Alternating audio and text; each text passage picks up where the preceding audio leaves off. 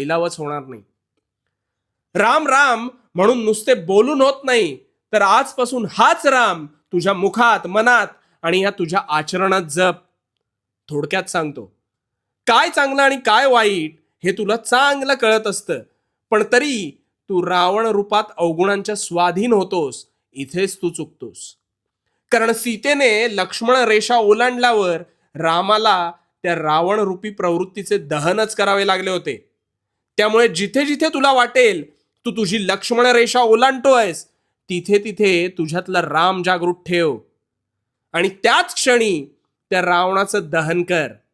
आणि योग्य कर्म करताना भिवू नकोस. भिवू नकोस, कारण मी तुझ्या पाठीशी आहे. भिवू नकोस, मी तुझ्या पाठीशी आहे.